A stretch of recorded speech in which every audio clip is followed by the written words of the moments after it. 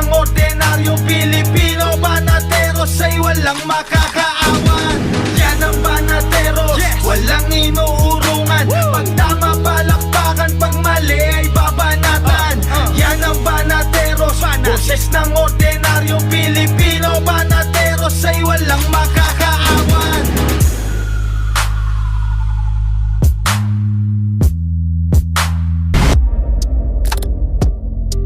Sa bawat sulok ng bansa, may kwento, may boses na nais marinig.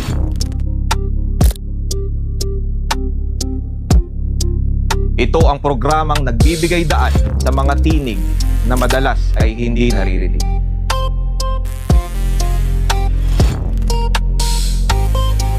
Sa bawat usapan, sa bawat opinyon, ang kapangyarihan ay nasa kamay ng mamamayan. Sa panahon ng ingay at kalituhan, may mga tinig na kailangang pakinggan. Ang espasyo ng bayan, ang entabladong walang kinakatakutan. Vox Populi, ang boses ng bayan.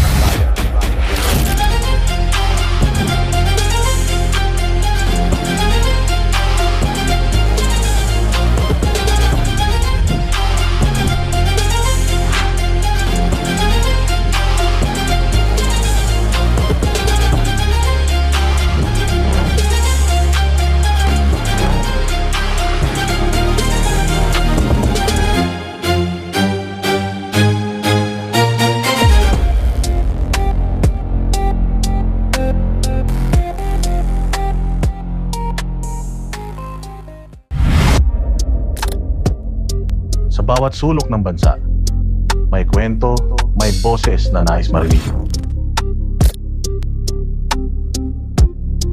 Ito ang programang nagbibigay daan sa mga tinig na madalas ay hindi naririnig. Sa bawat usapan, sa bawat opinyon, ang kapangyarihan ay nasa kamay ng mamamayan. Sa panahon ng ingay at kalituhan, may mga tinig na kailangang pakinggan. Ang espasyo ng bayan, ang entabladong walang kinakatakutan. Vox Populi, ang boses ng bayan.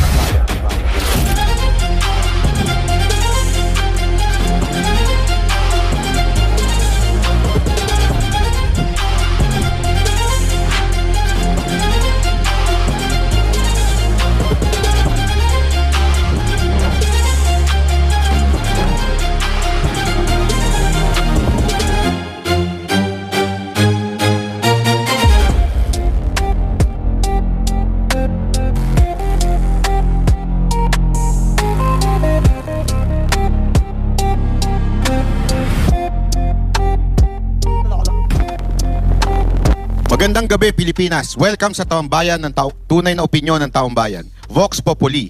Dito, boses mo ang bida. Sa bawat episode, sisilip tayo sa pulso ng publiko tungkol sa maiinit na usaping pambansa mula politika, pamamahala, hanggang mga isyong direktang nakakaapekto sa buhay ng bawat Pilipino.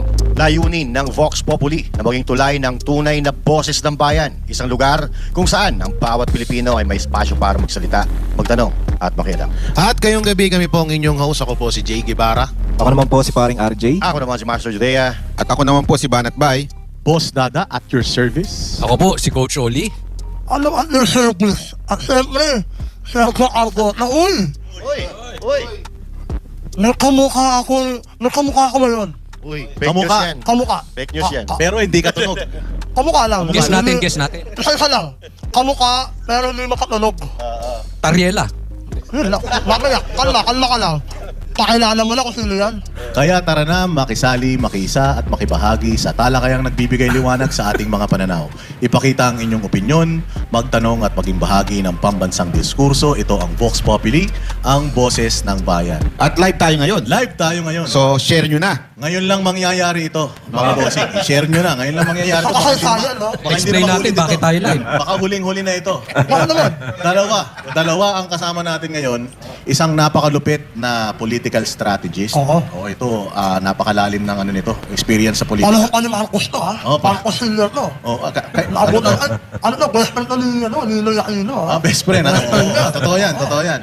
Oo, so marami na tong napagsilbihan na na mga administrasyon. At syempre, yung kamukha mo. Ayan na. Ayan na. Pakilala mo yan. Kasama Sino natin. yan? Ang Paano mo talaga pakilala naman. Ang legit original na Banateros talaga ito. Kasama natin ngayon si Senator Robin Hood Padilla, Vice President. Ay, sorry. At syempre ang ating idol na si Lito Banayo, mainit na political analyst ito. Magandang gabi sa inyong lahat. Dalawa ang kasama natin. Matindi ito. Palagay ko 3 araw to dire-diretso. Itong Malala. Hanggang zona na to. Hanggang zona na to. Wala talaga. Wala nang tulugan Akala to. yung kama no? Oo. Ano yung kama ko? Banat Bay, baka meron kang gusto. Siyempre, pakilala muna natin, Sir Lito. Mag-hi muna sila. Oo, Ayan. mag-hi muna Dagang kayo sa sa inyo. ating mga at ang inyong Mga konting banateros. background lang po, konting background. Ano lang, ito, semi-retired na dumaan sa maraming presidential campaigns. Yun lang. Kingmaker, Humble, ha? Kingmaker. Humble. Narinig ko yan yung Kingmaker na yan eh. Oo, narinig ko yan dito sa ating katabi, sa aking katabi. Si Senator Robin Hood Padilla. Ano, Vice? Ay! Assalamualaikum po. Assalamualaikum. Peace be with you. Ako po ay nananatiling masugid na supporter ni Pangulong Rodrigo Roa Duterte at siyempre po, tagahanga ni Pastor Apollo Kibuloy. Mainit siya. Baka may magalit siya sa sinabi nyo. Sasabihin na, hindi nyo malang siya pinagtatanggol. Pero, Simulan na natin doon. Sige. Konting ano na lang.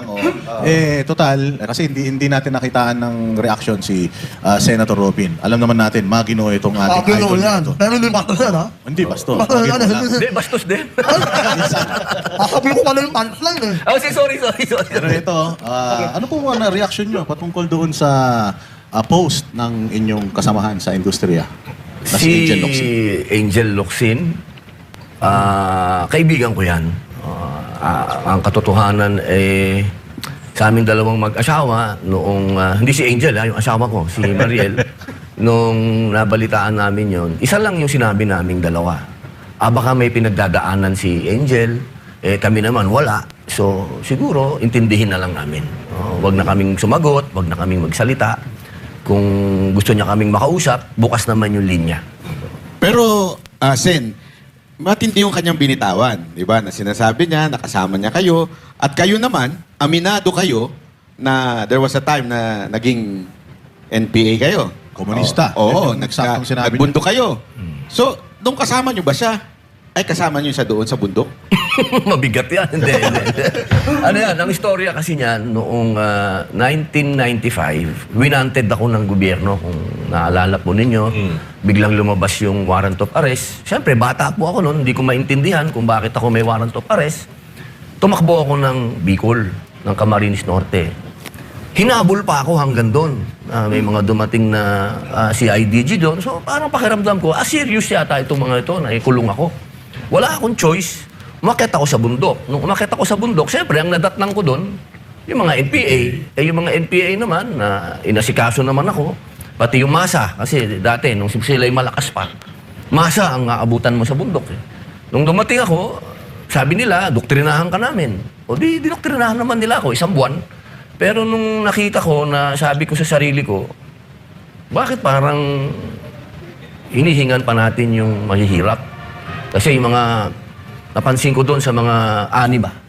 May hinihiwalay hinihiwalay yung para doon sa NPA. Sabi ko, parang di ata tama yun. Alam mo kasi ako, observer ako Pagka ganun, teka muna. Yung pinaglalaban natin, hihingan pa natin ng revolutionary tax sa pamamagitan niyan, uwi na lang ako. Yun ang nasa isip ko. Bumaba na ako. Pero dala ko yung idea. Yung idea. Kasi bata pa lang ako, lumaki na ako na sosyalista. Ang tatay ko, labor leader Ang tatay ko, si Roy Padilla Sr., siya yung presidente ng National Mines and Allied Workers Union. Mga minahan yun, mga workers. Socialist na kami. Lumaki na kami bilang sosyalista sa bahay pa lang namin. So, hindi mahirap sa akin tanggapin yung communism. Actually, para sa akin kung magaganap talaga yan at magiging makatotohanan yan, na pantay-pantay tayo at walang mayaman, walang mahirap, maganda yan. Pero impossible yan. Tanggap ko na yun. Tsaka yung sinasabi pa nila na yung kaalaman ko daw dyan, maliit. Hindi po, sa Cuba pa ako nag-aral. Nagpunta pa ako doon. Hindi po yan mismo. Nilalabas pa nila yung mga picture namin ni Joma. Nagpunta din ako sa Utrecht noong mga panahon na yan. Pinag-aralan ko talaga, pero hindi yung armado. Never kong tinanggap na kailangan tayong mag-armas kasi tapos na si Bonifacio eh.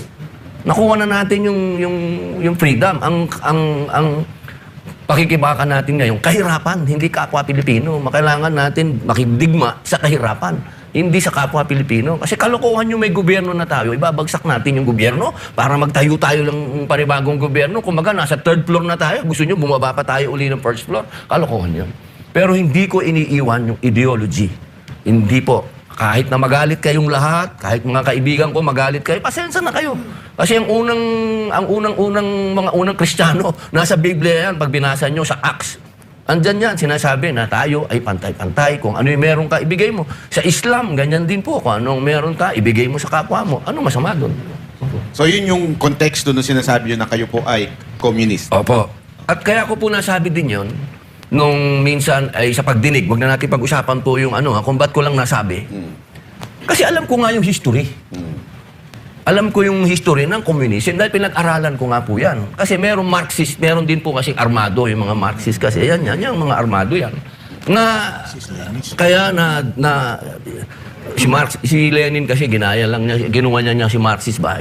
Si Marxist kasi ang sumulat niya na kinuha lang din niya sa mga unang Kristiyano, di ba? So, ibig sabihin, may karapatan akong sabihin yung history doon sa naganap na pagdinig. Kasi pinag-uusapan yung Romanov. So paano kung hindi na ako makatiis? Kailangan na ako magsalita. Kasi palagay ko, naliligaw eh. Ayoko naman maligaw.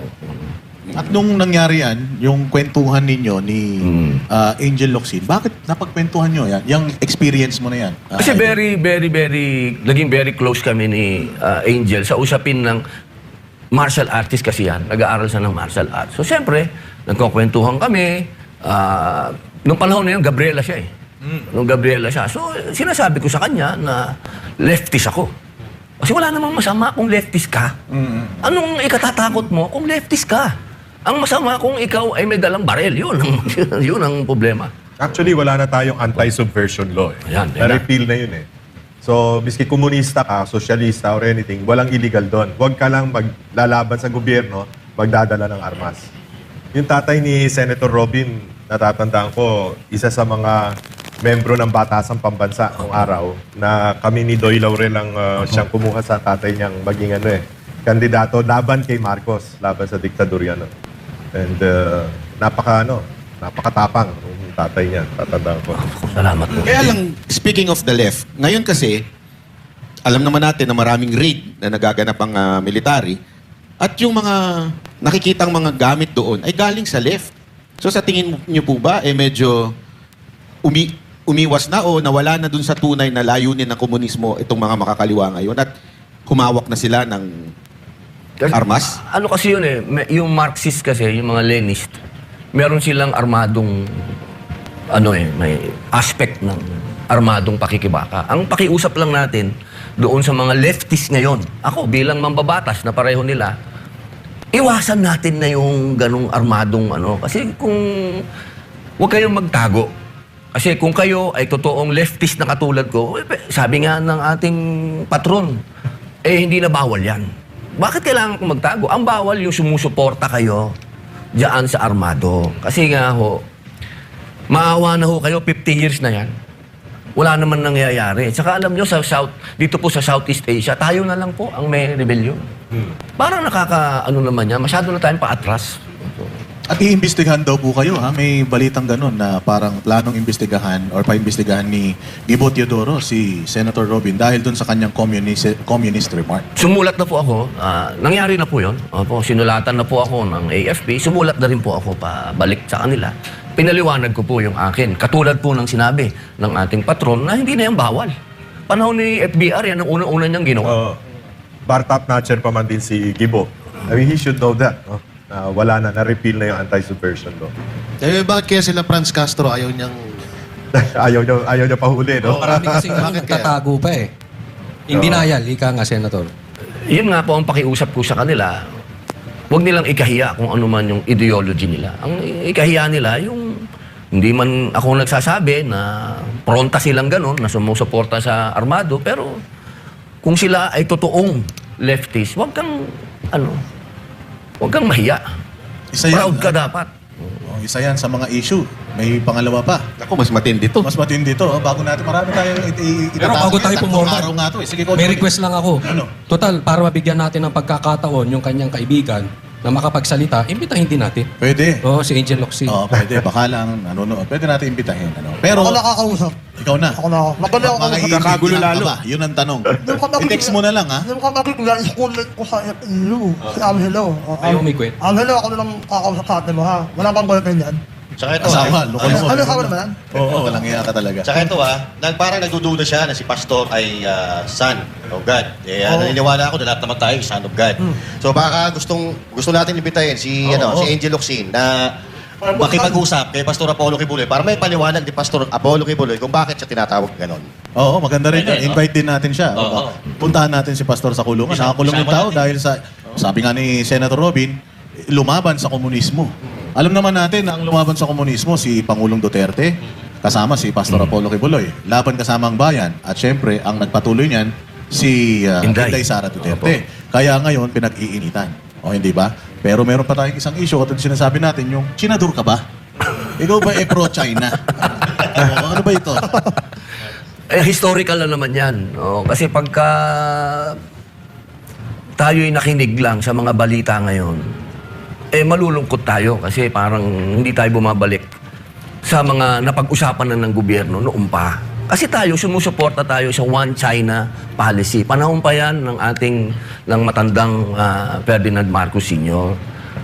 Pati ang Amerika, ano dyan sa One China policy. So, ibig sabihin, yung mga alituntunin ng China, hindi dapat tayo parang sigadin tayo, ganon. No? Hindi dapat. Laging ang policy natin, kaibigan natin lahat. Ang linaw naman sa konstitusyon yan, kaibigan natin lahat. Ngayon, halimbawa, meron tayong mga opisyal sa gobyerno na lumalabas doon. Naka-uniforme pa, di ba? Magsasalita ng kung ano-ano. Gagawa ka pa ng karikature. Na yung karikature, ginagawa yan, wartime propaganda yan. Hindi naman ginagawa yan sa peaceful na panahon. Bakit ka gagawa ng karikature tapos pag ginantihan ka, magagalit ka? Yun ang problema Titira ka, pag tinira ka pabalik, iiyak ka. Hindi naman pwede yun. Saka ilang beses ko nang sinabi, bakit ba tayo pumapayag na binobomba ka ng tubig, hindi ka lumalaban? Aanin natin yung bomba natin ng tubig. Siguro naman, mas masakit pa yung ginawa sa atin. Tayo ginantihan. Tumira tayo ng karikature, tinira tayo ng pabalik, nagalit tayo. Natural, magagalit tayo. Pero nung nakausap ko yung isang Chinese, kasi nagalit ako pare. Sabi ko, ba't ganyan? Tayo naman, noong panahon na tayo ay kinocolonize ng puti. Diba? Ang tawag sa atin yan, brown brothers brown monkeys. Little brown brothers. Diba? Ang tawag naman nila sa mga Hapon, yellow. Sa mga Chinese, yellow monkeys. So, sila nag-umpisa niyan. Okay? Biglang tumira yung China media ng ganyan. Kaya, sinabi ko doon sa China media, nakalimutan nyo na ba na tinawag din kayong ganyan? Kinausap ako nung isang Chinese, sabi niya, sa kanila daw, hindi issue ang monkey. Kasi sa kanila, that's a god. Meron silang, para sa kanila, matalino yun. Meron nga yan sa kanilang... Sa Kung Fu, yung zodiac nila. Zodiac nila. 12 animals, kasama monkey. Sabi nga mas may insulto. Nagalit ka doon, ha? Nagalit ka doon. Tinawag tayo. Oo, siyempre. Nag-ano kagad ako. Pero, kasi ako, pag nagalit, kailangan kausapin mo, di ba? Ano bang ginawa nyo? So, yun ang sinabi sa akin. Actually, sabi nga nila, dapat nga yan, buhaya yan pero baka mas ma-insulto kayo. Si Senator Kiko din po, nagalit dyan Business na naman yan. Alam mo naman yan Siyempre, pagka medyo makatotohanan, masakit. Diba? Pero sir, dito, kayo po, anong nababasa nyo dito patungkol sa nangyayari ngayon sa China na instance na to? Itong, lalong-lalo na itong huling naganap na, ewan ko kung ano man tawag mo dun? Harapan? Pukpukan? Well, ano kasi yan hindi ko maintindihan. Marami naman nag-counterclaim sa China Sea, South China Sea na tinatawag natin, parte natin na West Philippine Sea. Ang Vietnam, kalaban din nila. Brunei, Indonesia, Malaysia. Pero bakit sila hindi nagkakaroon ng ganyan mga alitan, no? Na ano? Ibig sabihin, nadadaan sa diplomasya yan eh. Kasi yung problema sa atin, kung ano sabihin ng kano, sunod tayo ng sunod. Tingnan mo yung Ray Powell, yung... Yes. Why bother to ano? Di ba? Halatang halata mo, sinisindihan lang ang puwet natin para magalit tayo sa China, no? Ibig sabihin, pinag-uusapan yan, no? Nung panahon ni PRRD, parang isang beses lang yung nagkaroon ng problema, di ba? At yung mga fishermen, hindi naman hinaharang noon. Napag-uusapan yung mga ganyan. At pangalawa, kung totoo may langis sa West Philippine Sea, wala naman tayong puhunan para kunin yung langis na yan sa ilalim ng dagat. Ba't hindi na lang tayo mag-usap ng maayos? Para imbis na tayo angkat ng langis, meron tayong mag-sharing na lang. Alam ko nung panahon ni GMA, pumayag pa nga ng China na 60-40 eh. 60 sa atin, 40 sa kanila. No, 40%. So, I mean, let's be practical ang ibig ko sabihin. Sa tingin niyo po, Sir Lito, no? Kasi nung mga nakaraan, okay naman eh. Hindi naman nangyayari ito. Nagkakaroon ng sigalot, pero hindi ganun kagrabe. Sa tingin niyo ba may kinalaman sa politika dahil yung dating presidente, sinasabi nila maka-China at yung ngayon, maka-Amerika? Pwede po bang ganun? Pwede. Tsaka ang tayo pag inuurot tayo ng mga kano, tayo naman, sama na sama. But we have to have, gaya nga sinabi ni Sen. Robin, yung independent foreign policy dapat, kaibigan mo lahat, kausapin mo lahat, no? Ano ba rage baiting? Parang inuudyo ka na, parang magalit eh. Kasi, ewan ko may napanood akong video, yung bangka pa natin ng sumugod. Parang naghahamon. I don't know kung... Ang basa ko naman doon, kasi nandun yung barko natin eh. Tapos lumapit yung... teritoryo natin. Lumapit yung China Coast Guard, so gumanon yung ating mga sundalo. Ang punto ko kasi dito, maiiwasan sana natin yon kung walang masyadong mapapel. Ang daming mapapel dito eh. Isipin mo, pagkatapos noon, nag-usap si Presidente Marcos at yung Chinese ambassador, kinabukasan, nagpapresko na naman yung saksakan ng papel na tao. Pambihira. Pwede bang tumahimik ka muna? Hindi kaya, Senator, nakipag-usap yung presidente natin.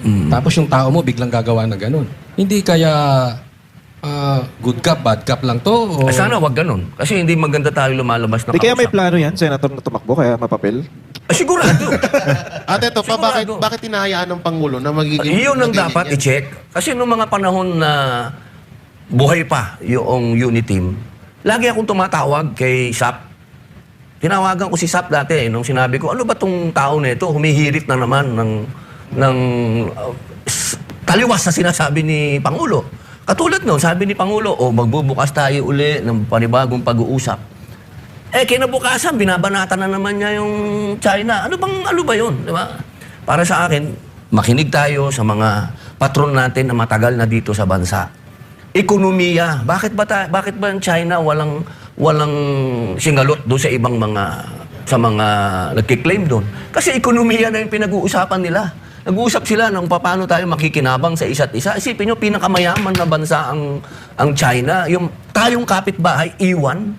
Di ba, in normal circumstances, pare, pag mayaman yung kapitbahay mo, doon ka makikipagnegosyo pare. Para naman, mabatuhan mo man lang ako dyan ng negosyo. Tayo, ayaw natin nun.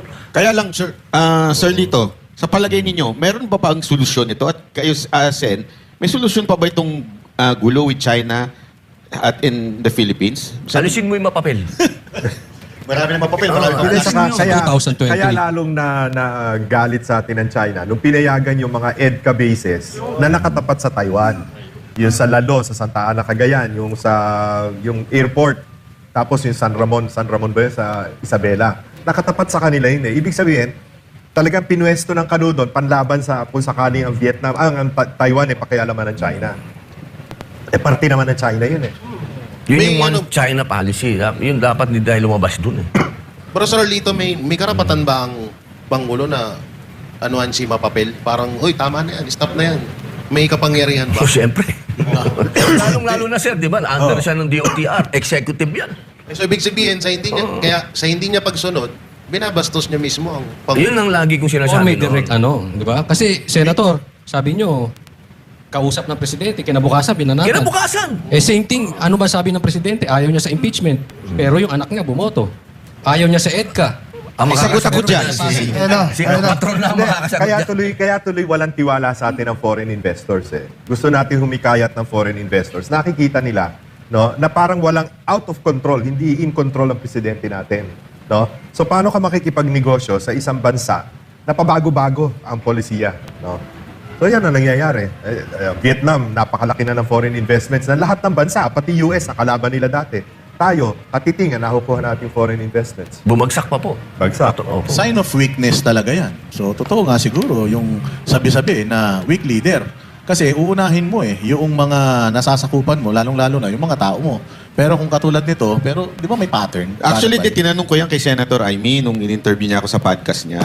Ang sagot niya talaga, dahil nga daw may sakit na yung kanyang ading, hindi na nakokontrol yung mga tao. Gusto kong tanongin si Sir Lito dito. Sa tingin ba ninyo, out of control si Presidente doon sa nangyayari? Or he is totally in control kaya nangyayari yung mga pangyayari?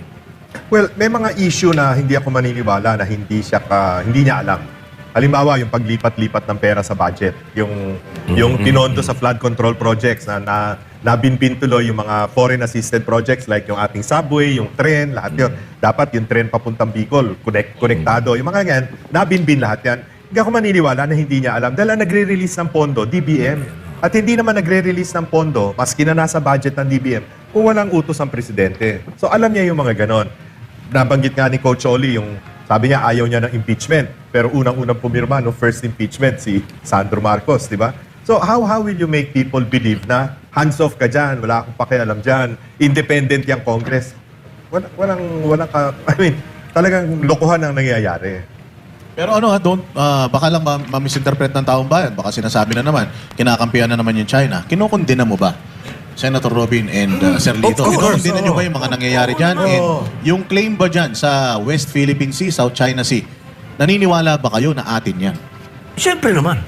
Naniniwala tayo, pero hindi dahilan yan para tayo mag-away. Hindi kasi nakita naman natin, nung panahon naman ni Digong, wala namang away yan. Ang kailangan natin dyan, makinabang tayo. Diba? Yun ang kailangan natin dyan. Sabi tayo ng sabing atin yan, pero kung hindi naman tayo nakikinabang, anong klase yun? Kaya nga ang ganda nung sinabi ni Senator Marcoleto, may pinakita siyang mapa, na ito yung mapa na sinasabi ng China na kanila yan. Ang gusto nating mangyari, meron din tayong maipakita na atin din yan. Histro natin. Oo, yun ang sinasabi niya. At least maganda nililinaw ni Senator Robin ngayon. Kasi ngayon, nung nag-number 1 siya sa senatorial, tapos talagang mataas din siya sa vice president, mukhang tinatarget talaga siya ngayon. Bawat sabihin niya, ay talagang nilalait ng mga Duterte haters. Diba? Lalong-lalo na itong huling... Si with all due respect. Yung with all due respect nun pero wala namang respeto. Diba? Nakakainis Sino yun? Alam niyo, yung mapapel. Naglaway kay Senator. Alam niyo, ba't paboritong-paborito niya talaga si Senator Robin pinapakinggan ko yung kanilang exchange kahapon, yung si Congresswoman Jervy Luistro at si Sen Robin. Ang bilang political strategist nga, ang pasok sa isip ko, napakalayo Si Sen Robin was speaking the language of the masa. At nakaka-connect siya sa taong bayan. Yun namang isa, sinasadyang mag-English-English, kunwari, palagay ang papel niya, parang matitisod niya si Sen Robin doon sa pag-English-English niya. Wala nakikinig sa kanyang masa. Ang pinakikinggan si Sen Robin. I mean, you need to be able to communicate to your people. And the best way to do it is kung sinit nakararami, yung masa, yun ang dapat Sir Lito, since yan, di ba, nabanggit nyo na yan, yung bang sa tingin ninyong mga bira kay Sen, Robin, lalong-lalo na yung mga high society. High society, high na high yan. Oo, mga high, di ba? Nakaka-apekto kaya ito sa popularity at botante ni Sen Ang Robin? nangyayari, lalo nagkakasimpatya ang tao sa kanya. Ganon din kay Inday Sara, lalo nagkakasimpatya ang tao. Alam mo, pareho ng pagbibigay ng ayuda. Tiningnan ko yung huling Pulse Asia survey, yung June 28 up to July 6 na survey. Makikita mo yung poorest of the poor, yung class E, income level. Sumipa doon ang disapproval rating ni Presidente Bongbong, sumipa ng 74% ang disapproval rating. Yun ang binibigyan ng ayuda So ano ibig sabihin? Una, ang tao, miski na gaano kahirap, alam nila na pera naman namin itong binabalik nyo sa amin. Pangalawa, pag pinapipila mo ang tao para sa init ng araw, para lamang makakuha ng 2,000, parang iniinsulto mo yung dignidad niya Parang ginagawa mo silang pulubi. So, imbis na matuwa sa'yo, nagkakaroon ng resentment ang taong bayan. Di ba pareho nung papipilahin mo para sa 20 pesos na bigas? Di ba? Madaling araw pa, pipila na yung senior citizen. Inaapi mo tao nun eh. May namamatay Diba? pa. Oo, may namatay pa. Kasi isa sa mga huling, actually pinaka-latest ito na akusasyon kay Senator Robin, yung ang prosecution daw ay dapat hindi one-sided. Yan ang sinabi ni Sen. Pero pinuna ito ng halos lahat ng mga bunging lawyer. May isa ka pang paborito eh. Yung pwedeng maging endorser ng toothpaste. Oo. Yung political analyst na walang trabaho. Oo, ngayon political analyst na, hindi katulad ni Sir Lito, no? Oo, yun, tama. Paborito kayo ng Sir. Tumatakas sa kaso. Tumatakas sa kaso yun eh. Ang masasabi ko lang sa ating mga kababayan, kung panonoorin niyo po nung buo yung palitan ng salita. At ito naman, mahirap pong mag-umpisa doon kasi sa hearing dahil bawal po yan. Doon na lang po sa sinabi nila sa press con nila. Ang sabi nila sa press con nila, ang sinasabi ko daw, na one way, masyado naman kayong one-sided eh. Ang sinasabi ko po doon, kasi, bakit ang prosecution, binabanatan nyo ang mga senator judge? Hindi nyo dapat ginagawa yan. Kasi judge yan eh. Saan ka naman nakakita ng prosecutor, babanatan mo yung judge? Binabanatan nila yung mga nakakulong na senator judge. Si Jinggoy Estrada, Senator Jinggoy, tsaka si Senator Marcoleta. Banat sila, si Ridon. Binabanatan na hindi dapat yan mag-participate. Binabanatan ni Dilima, hindi yan dapat mag-participate. Anong pakialam nila? Rules namin yun. Hindi dapat sila nakikialam doon. Yun yung sinasabi ko. Pinapayagan nyo yung mga may kaso na mag-witness dito. Pero yung mga senador na may kaso, kako, na hindi naman final and executory, wala pang nangyayaring hearing, ayaw nyung payagan dito mag-participate. Anong karapatan nila sabihin sa amin yun? Medyo itong mga ito, para itong mga langaw na nakasakay sa kalabaw. Dapat pagsabihan yan ng aming impeachment court na pagbawalan yan sa... Wala silang karapatan eh, hindi ko nakikita. Meron na ba kayo nakitang piskal na binabanatan yung judge? Sabi, pambihira. Dapat po ata makontempt yung mga ganyan. Yan po ang dapat mangyari. Kasi alam nyo, ang aking pakiusap. Pag ako po nagsalita doon, meron, kilala nyo naman, mahirap magsalita kasi sa-UDC tayo, no? Sana, panghawakan natin yung sinabi ni Patron. Gusto ko maintindihan ng taong bayan kung ano tong impeachment. Huwag nating daanin ito sa masyadong legal at masyadong Inglesan na mga salita. Kasi, di ba sabi nila para sa bayan ito, itong impeachment? O ba't ayaw natin ipaintindi? Dapat ipaintindi natin. Hindi tayo pwedeng... Sila tong sabi na huwag daw masyadong mag-technical. Pag nagiging technical ako, sasabihin naman nila, alam nyo, ang hirap eh. Speaking of sub-judice, Senator, yung bang ginagawa nilang mga press con na yan, araw-araw na press con na ginagawa nila, hindi ba yan inaantay ko nga yung spokesman ng impeachment eh, inaantay ko nga magsalita eh. Ang ginagawa pa ng spokesman ng impeachment namin, ako pa ang binabanatan. Sabi ko, iba talaga ang panahon ngayon talaga. Ganon? Yung impeachment, si Tungol. Ako pa ang binabanatan. Alam namin yung puso mo, hindi pa politiko eh. Buti nakakatiis ka, paano mo nilalabanan? Iniisip ko na lang po yung taong bayan. Kasi pag ako pang nagsawa dyan, sino pa? Buti hindi ka nangungwelyo eh. Muntik na. Alam nyo, matagal, tinanong yan eh, ni Pia eh. Sabi ni Senator Pia, may mga kasama kami na ganyan mag-threat. Di ba? Pero nakita naman ninyo, wala naman nangyaring ganon. Ibig sabihin, minsan pagka masyado nating siniseryoso yung mga bagay-bagay, yan ang ano eh. Dapat iwasan na lang yung mga satsat ng satsat kasi para... Pero alam nyo, actually, mas tama si Senator Robin doon sa sinabi niyan, dapat yung prosecution hindi one-sided. Kasi nasa ano yan, issue yan ng Supreme Court sa Sipiran na in-issue na kung saan ang primary job ng prosecution is not to convict but to give justice. Opo. So, ang mali talaga dyan yung mga humuhusga kay Senator Robin. Pero ito ang tanong, mukhang tinatarget talaga kayo ng, ewan ko kung sino tong tumatarget, pero handa ba kayong harapin at makulong din? Oo naman. Kulong, hindi nila ako matatakot sa kulungan. Ako ano yan eh. Kumbaga, dyan ako nag-Islam, dyan ako nag-Muslim, dyan ako bumait. Hindi ako matatakot dyan. Ang nakakatakot dyan, yung gagawin ka ng kaso. Yun ang ano. Kasi kung ako, nung nakulong ako, inamin ko, talagang siraulo ako ng panahon na yun, dapat ako makulong. Pero pag ikukulong ako ng gawa-gawang kaso, medyo mahirap tanggapin yun. Yung pangungulungan, madali yan eh. Pero yung kinulong ka, nang alam mong hindi mo namang ginawa, at pambihira yun. Pambihirang... Mukhang Senator, yan ang umuugong na balita ngayon, mukhang mauubos kayo. Tila, ang nadidinig po natin, isusunod si Senator Cayetano, tapos kayo. Kasi kayo yung mga nagsasalita na ngayon na may sense eh. Hindi lang yung parang pagmamalaki nyo lang na 29 years kayong mambabatas, yung meron talagang laman. Ika nga. Handa naman po tayo dyan. Handa po tayo dyan. Alam nyo, pati kabuhayan namin, tinitira na nan. Pero paano yung boto? Kasi kung mababawasan kayo na mababawasan. Yun nga ang sinasabi ko eh. Bakit itong impeachment court, hinahayaan nila magsalita yung mga prosecutor na gusto nila magbawas sila. Yan ang Ba't sila nagdidesisyon, ano? Parang sila nagdidesisyon. Tapos gusto nila lumiit yung 2/3. Parang, bakit ganito? Anong ano to? Alam niyo, malaking constitutional crisis ito Kasi konstitusyon yan eh. Hindi natin pwedeng baguhin ang konstitusyon ng sasabihin ng, halimbawa lang, kasi parang ang dating hihingi sila ng interpretasyon sa Supreme Court. Malabo yun. Kasi kung amendahan natin yung saligang batas, magkaroon tayo ng constitutional assembly, baguhin natin. Hindi pwedeng i-interpret yun na sila mismo lang, sasabihin lang ng Supreme Court.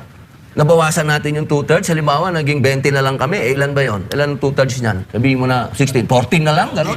Teka muna naman. Pero Sir Lito, di ba binanggit na yan ni Escudero? Binanggit na rin actually ni Lacson, 16 talaga eh. Ano kayang dahilan kung bakit talagang inuunti-unti sila na ikulong at posible pa bang bumaluktot? Sa bagay, may bendalo sila. Posible pa bang baluktutin yan at gawing mas mababa? Imposible yan. Sabi nga ni Senator, it will create a constitutional crisis. Kasi mawawala ka lang sa pagiging senador kung mamatay ka, kung mag-resign ka, o ma-expel ka. Para mo i-expel ang senador, paano mang kadahilanan, 2/3 vote din eh.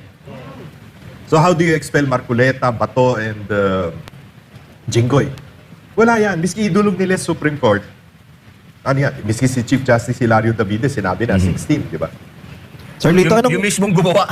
Yung mismong gumawa ng konstitusyon. Sir Lito, anong nakikita mong resulta o parang bilang isang strategist? Ano ba to? Bakit ang init-init lagi nila dito sa impeachment na to? Kasi may mga bagay pa dapat unahin. Planado ito, antimano eh. Ito'y conspiracy talaga dahil nga una, walang kandidato ang administrasyon sa 2028. Kita mo nga, pinakamataas si Vince Dizon, 1%. Di ba? sa hanay nila. Pangalawa, kung hindi man nila ma-convict si Inday Sara, sisiraan nila na sisiraan in the hope na yung numbers niya bumaba. Tumataas pa. Speaking of planado, sa tingin niyo po ba dito, from the beginning, pinagpaplanuhan na talaga nilang wasakin o pabagsakin si Bibi Sara? From the very beginning. Kaya din ganyan ang galit ni Inday Sara eh. Kasi na-discover niya later na talagang pinroject siya. Kaya siya galit na galit. Kasi she joined in good faith. Aminin naman natin, kung hindi naman pumayag si Inday Sara na magbisi kay BBM, mananalo ba si BBM? Kami ni Banat, ni Bayna, kay Isko nun. No? Nung nagsama si Inday Sara at saka si BBM, alam na nating tagilid eh. Pero nandun na tayo. Alam ka naman, iwanan mo yung ano mo, di ba? Bakit naman ako sasama kay BBM, di ba? In the first place, galing ako kay Ninoy, di ba? Para kaya ako sumama kay. Pero kung halimbawa, hindi nagsalita si Bibi Sara, nanahimik na lang siya, hindi kumontra, sa tingin nyo, hindi... Doon masisira, palagay ko. Doon masisira si Inday Sara. Hindi maaari eh. Siyempre, meron... Mapapagsakin pa rin talaga. Siyempre, may sarili siyang paninindigan eh. Di ba? Nakikita niyo yung pagkakamali. Pag hindi niya sinabi yung paninindigan niya at hindi niya punahin yung pagkakamali, yun ang betrayal of public trust. Di ba? Pero Sir Lito, mukhang nagkamali sila kahit mapabagsak nila si VP Sara Duterte. May Senator Robin pa tayo eh. Patay tayo dyan. Number 1 senador. Number 1 VP. Baka doon papunta. Kaya pala pinagsasabay, no? Binabanat. Nagsasabay sila eh. Pala. Pero meron ako narinig nung nakaraan kay Sir Lito. Itong impeachment, nabanggit ninyo na napakadelikado nito na nakatutok dito ang tao. May flood control, scandal. At the same time, may budget para sa 2027. Pakipaliwanag nga yan. Yan ang isa pa, no? Dinidistract nila ang taong bayan na tutukan yung impeachment. Makalimutan ngayon yung issue ng flood control. Makalimutan yung mali-malitang pera na binibigay sa mga congressmen at kung kani-kanino. No? So natapagtatakpan. Ngayon lang, di ba? Nakalimutan na yung Blue Ribbon naman, hawak nila ngayon. Ayaw namang imbestigahan ng Blue Ribbon yung tawagin yung Move on na daw. Move on na daw ex-Marines, sa flood o control. Yun ang ex-soldiers. sabi, move on na sa flood control. Tapos, ang mas nakakatakot dito, next year, ang budget, ang panukalang budget, 7.2 trillion. That is 600 billion more than last year's or this year's budget. Pag nakatuon ng pansin ng tao sa impeachment, baka mag-fast break na naman sila na kung ano na kagaguhang unprogrammed allocations na naman. Imbis na flood control ngayon, farm to market roads naman. Kaya kailangan bantayan. Pero ngayon, kasabay nitong impeachment, no, ilalo sila bumubulusok pababa. Pero sa tingin nyo, kung halimbawa nag-focus sila sa flood control, mag-iiba ba yung sitwasyon? Tataas ba yung ratings nila? Or paano? Ang problema sa flood control, sila ang Natuturo eh. So pag pinag-usapan nila, sa kanila din. Sila yun eh. Sa kanila bubuelta. Mafukol. Parang ganun. So ano po? Ano pong nakikita niyong sasabihin ni President Bongbong Marcos sa SONA? Kung meron man. Pakilawanin lang. Pwede ba wala na lang? Ganun. Pakilawanin lang na naman. Alam mo, napaka-importante niya itong zona na ito. Ito yung penultimate eh. Fifth zona to. Next year, pamamaalam na yan eh. Yung huling zona, Pamamaalam? pamamaalam. Sabay yan. Hindi, Mamamaalam? last zona na yun. Namamaalam ka na lang. Ibang paalam. Na sabi mo, ito nagawa ko. Problema nitong penultimate zona na to. Una, sisingilin siya doon sa mahiya naman kayo. Kasi, mahiya naman kayo, o yung mga nagpapalakpakan ng mahiya naman kayo, ng mga, sila yun, sino napakulong mo? Baka Sa bago taon na ngayon, nagdaan? Sir Lito, baka mahiya na ako. Ganun na Ayun yung na nga. sasabihin niya. Mahirap eh. Pangalawa, wala kang magagawa sa ekonomiya na makapagpapaangat sa ekonomiya between now and 2028. Okay, nandun yung dahil sa giyera sa Iran. Pero tingnan mo, yung VAT sa langis, bakit hindi pwedeng bawasan? No? Kung nung araw 60 pesos ang litro ng diesel, halimbawa, 12% yan VAT, no? 7 pesos 20 centavos ang VAT. Ngayon, kung halimbawa 80 pesos, magiging 80 times 90 na ngayon. 90 na ba? 90 times 12%, di nasa 12, mahigit 13 pesos ang nadagdag sa buwis. Yun yung tinatawag na windfall profit. No? So, lumaki pa ang kambyo, ang kahig ng ang kabig ng gobyerno, no?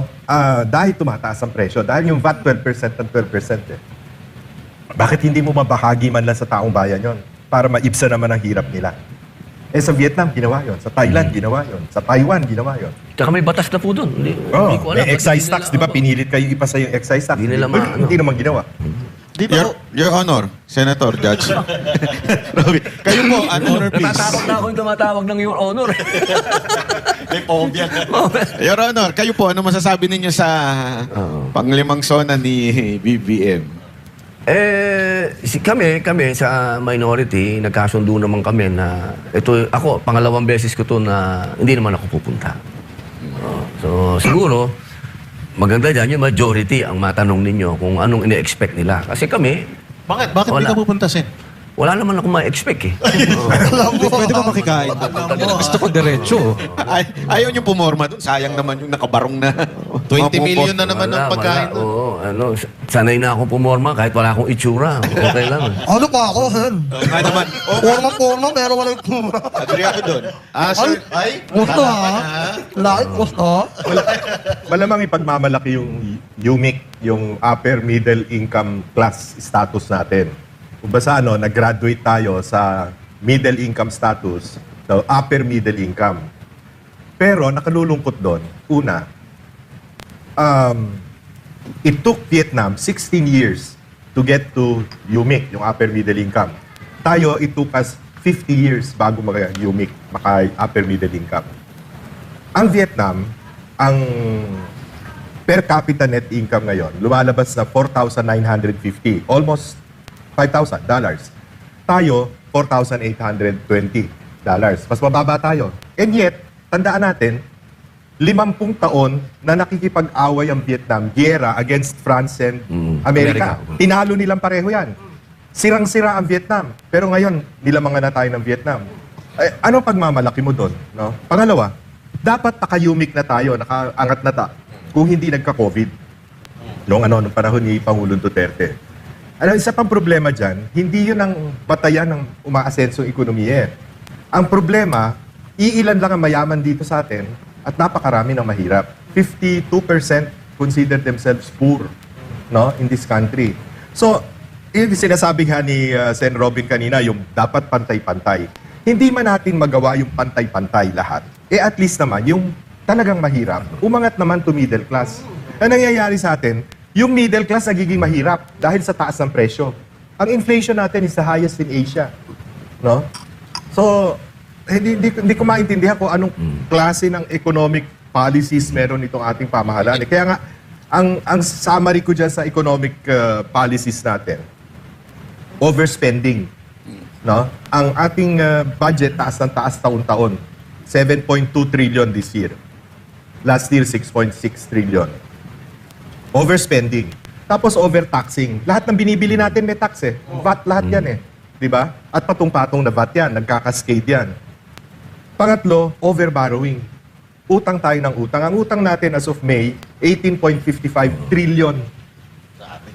Kaya Pangulong Duterte, tumaas lang ang ating utang dahil sa COVID. Kasi lockdown tayo ng 2 taon eh. Maganda na ang ratio natin nun eh. No, bumababa na yung debt to GDP ratio natin. So, overspending, overtaxing, overborrowing. Pero ang masakit, kaya overborrowing, overtaxing, overspending, kasi overstealing. Sobrang nakaw. Kaya sobrang gastos, sobrang buwis, sobrang utang dahil sobrang nakaw. So dito, hindi kaya dahil isang din dito yung form of government natin na meron, kung saan yung corruption is really open dito sa presidential form of government, which is yung sa Vietnam, socialist republic sila eh. So, tulad nga yung sinasabi pinupush ni Sen. Robin, yung baka panahon na para magbago tayo ng form of government. Actually, matagal nang dapat tayo nagpalit ng form of government. O at least, baguhin yung konstitusyon, yung saligang batas. Ang problema, too late na in the day ngayon.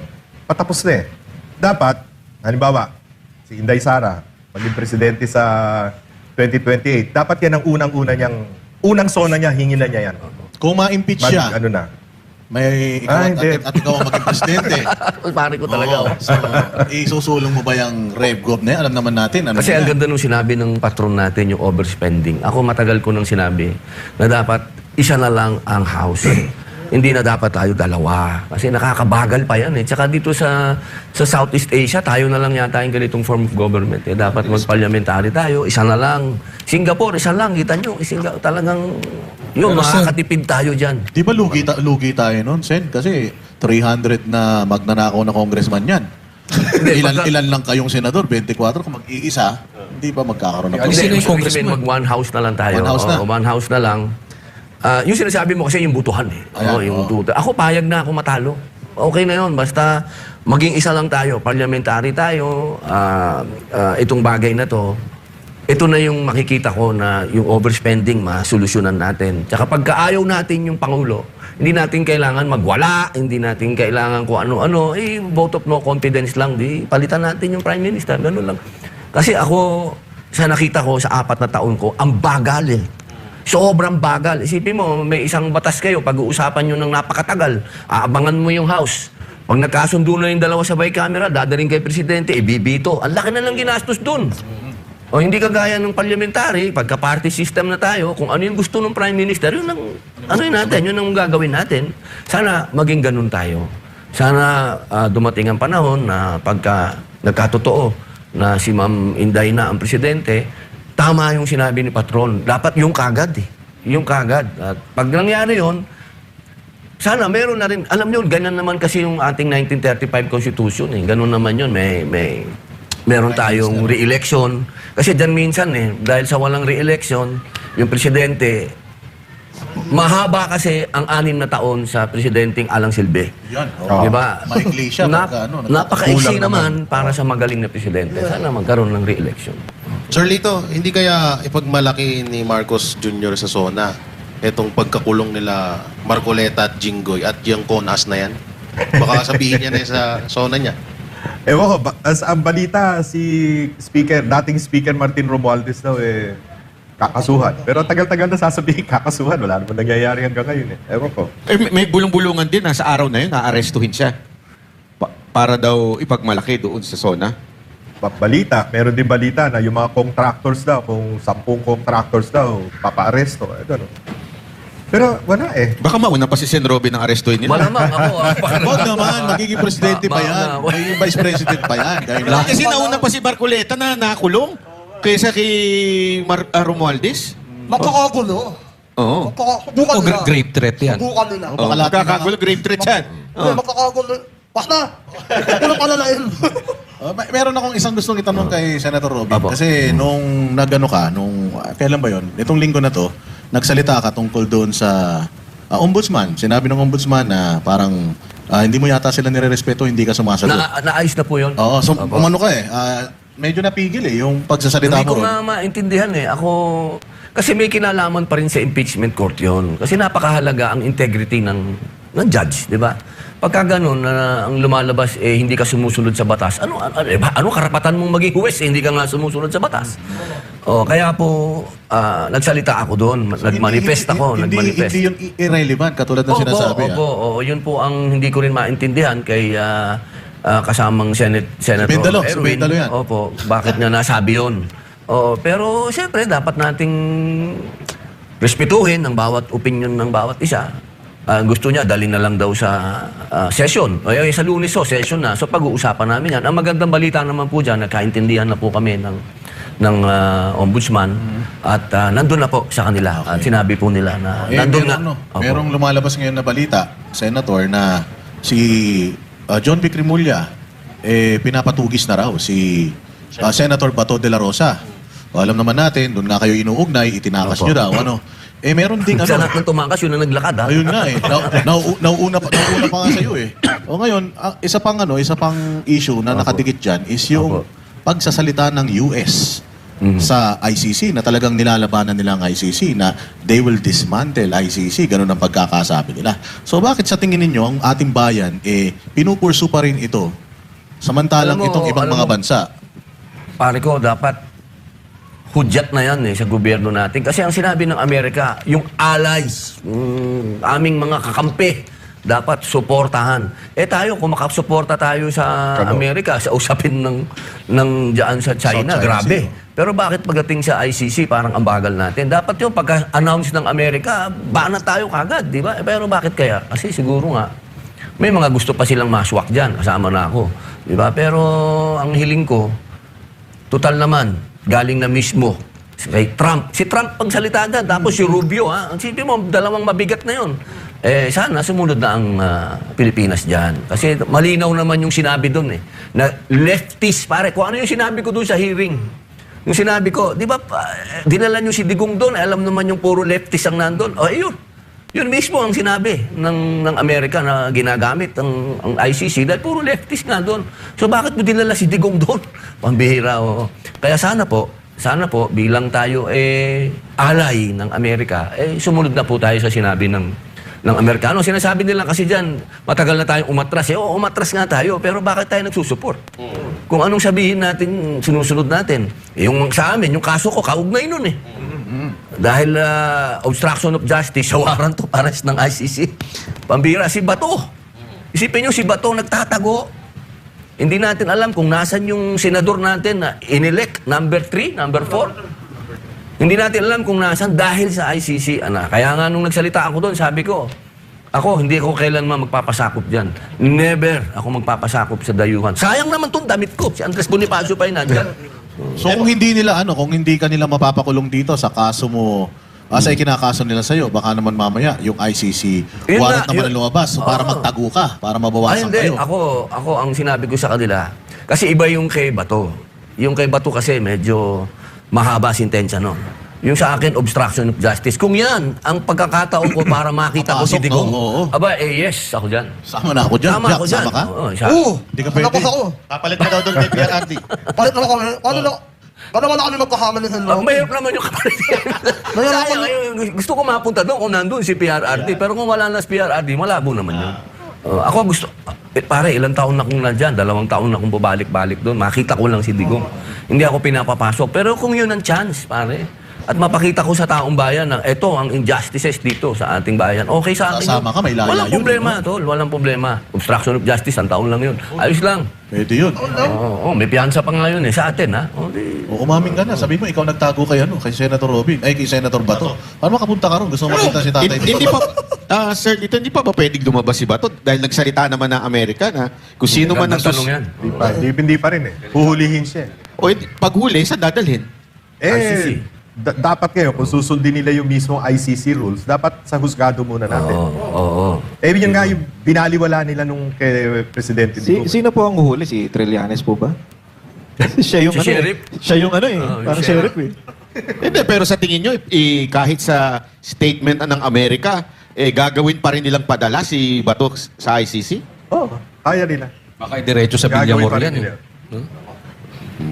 Kasi si Pangulong Duterte nga, binaliwala nila eh. Hindi, kasi wala pang nun, wala pang statement ang Amerika nun.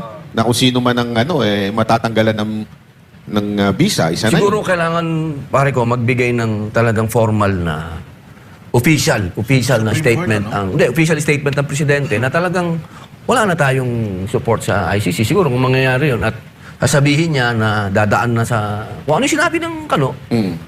Di ba madalas na Pero Senator, kung ano yung sinabi ng Kano, yun Susundin naman ang niya. mangyayari. Pagpaumanhin nyo, Senator, pero binanggit na yan ng Presidente. Actually, sinigundahan pa yan ni dating SOJ na ngayon ay ombudsman na hindi sila makikipagtulungan. Parang ang huhulihin pa nila eh. Pero walang official walang official na talagang order eh. Kailangan may official order. Kasi yung salita ng politiko dito sa Pilipinas, sa hangin lang napupunta eh. Oo, walang May komento na rin ng Malacanang yan, si Auntie Claire. Mapatungkol Magkaiba sa daw. Magkaiba ang Amerika, pulisya. Pulisya. Pilipinas. Mali siya doon kasi ang sinasabi ni Auntie Claire, ang sinasabi ng Kano, hindi yun polisiya. Ang sinasabi ng Kano, 1776, nila yun eh. Constitution. Liberty. Yun ang sinasabi ng Kano. So, ibig sabihin, hindi sila magpapasakop kahit na sinong korte o foreigner. So, di ba naka-angkla tayo doon sa 1776 na liberty? Di ba yan ang pinaglaban din nila Andres Bonifacio, yung kalayaan na yun. So anong sinasabi niyang hiwalay doon? Parehas yun. Na hindi tayo magpapasakop sa kahit na sinong foreigner. Partida, lawyer pa yan ha. Kaso binusabos na ni BBM ang ating judicial system eh. At ngayong hawak na nila si Presidente Digong, ang tingin nila tropeyo si Digong eh. Tropeyo ng ICC siya. So hindi rin nila ibabalik si Presidente Digong. Kasi irrelevant na yung ICC eh. Wala nang pumapansin dyan eh. Tayo lang ang pumansin. No? Bagamat, sabi nga ni Coach Oli, laging sinasabi noon ni PBBM at saka ni Boying Remulla na Justice Secretary no, na hindi namin papansinin ang anuman ang kikilalanin ng jurisdiction ng ICC. Pero, di ba? Isang iglap. Kinidnap nila si Presidente at dinala doon sa ICC. Kapag nawala yung ICC, Sir Lito, at syempre may posibilidad na makalabas si Pangulong Duterte. May sinabi kasi si Ombudsman, Boying Remulla, na kahit na makalaya si Pangulong Duterte, hindi daw nila papapasukin dito sa Pilipinas. Hindi pwede yun. Pilipino yun eh. Yung pagkakasabi niya. May bendalo po tayo, sir. Bendalo. Hindi pwede yun. Article 3, section. Ano, gagawin mo stateless yung tao? Hindi pwede yun. Sabi na kung halimbawa yung sa interim release at ibabalik dito sa atin, hindi sila papayag. Nabalitaan nga natin yan. So, ang gagawin na lang ata nila siguro kay Pangulong Duterte, pag nawasak nga yung ICC, doon lang din ulit sa dahigo kaya sa ibang bansa. Hindi pwede yan. Wala na. Punta naman tayo sa impeachment. Yan, pag-usapan natin to. Kasi sabay din itong impeachment yung paglabas ng survey na kung saan lalong tumataas si VP at si BBM lalong bumababa. Sa tingin nyo po, sa inyo muna, mahirap magsalita dito si Sen. Oo eh. Sinahos na lang si patron natin. Sa tingin nyo po, itong impeachment na nakaraan, itong mga tatlong witness, nagkaroon po ba ng epekto kay VP Sara na mabawasan siya? Dito sa first article, walang ano eh. Unang-una, bakit inilista ng prosecution si Zulaika Lopez, Yusek Zulaika Lopez, na kanilang witness, di ba? Pagkatapos, inatras nila. Bakit? Kasi nung nakita ng tao yung footage na talagang inaapi. Ngayon lang dati kasi pinapakita yun lang galit na galit si VP Sara, yung bugso ng damdamin. Ngayon nakita yung si Zulaika Lopez pala. Una, pinatay ang ilaw doon sa detention center niya. Pangalawa, ililipat siya sa correctional sa 10 oras ng gabi. No?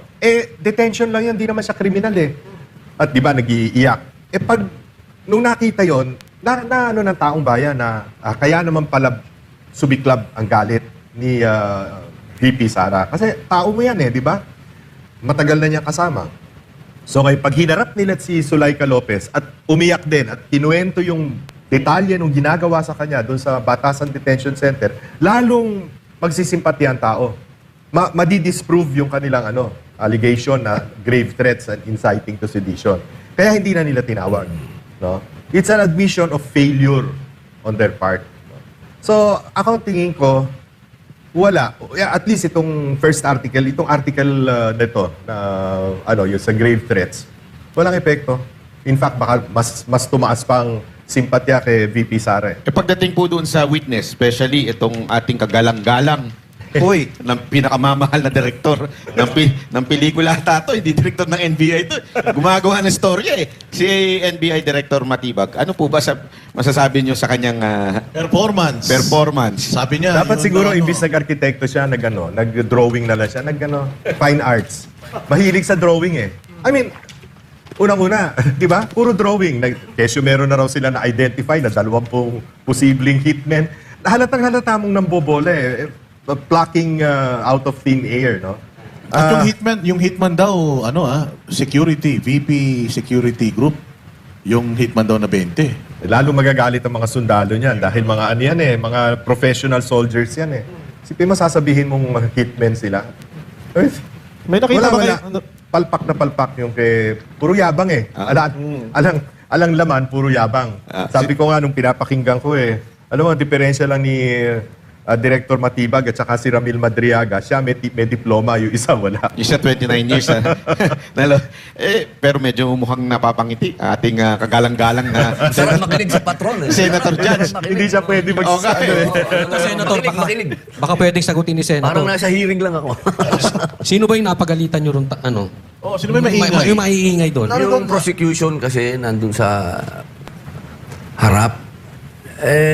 Yun sana pakiusap ko sa impeachment court na maagap din sila sa mga ganun. Kasi nadidistract Kasi kung mapapanood nyo, naputol Napa-English nga ako I was interrupted. Sabi ko. Ano po yun Kasi baka hindi sila nakakaintindi ng Tagalog. Kailangan mong Englishin, di ba? Kasi sana magkaroon uli ng pagbalangkas ang impeachment court na pagbawalan yung ganun, tsaka wag sa kalagitnaan nang nagtatanong ka, puputulin ka. Kasi ang hirap nun Mukhang sinusubok yung